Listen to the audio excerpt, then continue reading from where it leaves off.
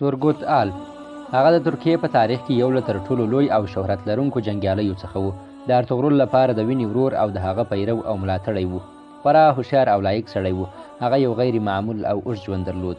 هغه په یو جنګ کې داسې مهال ووژل شو چې خپل جنګي افسانوي تبر یې په لاس کې و او عمر یې 125 کاله و. وروسته له هغې چې ارطغرل وفات شو نو تورګوت د عثمان اصلي ملاتړی شو او کله چې عثمان خپل سلطنت تاسیس کړ نو تورګوت ته یې د نوي ولایت د والي دنده وسپارل.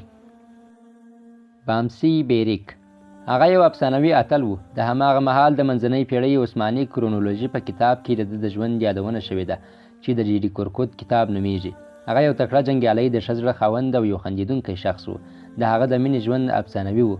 دی په یو شهزادګۍ مین شو او له هغې سره یې په تېښته کې مرسته وکړه. دا لا نه ده معلومه چې هغه کله ومړ او څومره ژوند یې وکړ، خو یوازې دومره ویلی شو چې هغه نسبتاً اوږد ژوند وکړ. دی په چل سره په یو کمین کې ولوېد او ووژل شو. ښځه او ماشومان ترې پاتې شول. ابن عربي لکه څنګه چې زموږ څخه ډیری پوهیږي چې ابن عربي یو مشهور کرونولوژیست، فیلسوف، عارف، شاعر او حکیم و. هغه د نړۍ یو له لویو روحاني ښوونکو څخه دی. ابن عربي په 1165 میلادي کال په اسپانیا کې د اندلس په مرسیا کې زیږېدلی دی.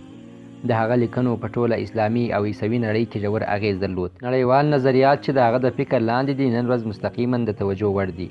هغه د ارطغرل لوی ملاتړی و چې په 1240 میلادي کال کې د 75 کلونو په عمر ومړ. که مو ویډیو خوښه شوې وي نو زموږ ویډیو لایک او شیر کړئ، او یا هم کوم سوال یا نظر لرئ نو کومنټ وکړئ، او همدارنګه د نورو ګټورو ویډیوګانو لپاره زموږ یوټیوب چینل سبسکرایب کړئ.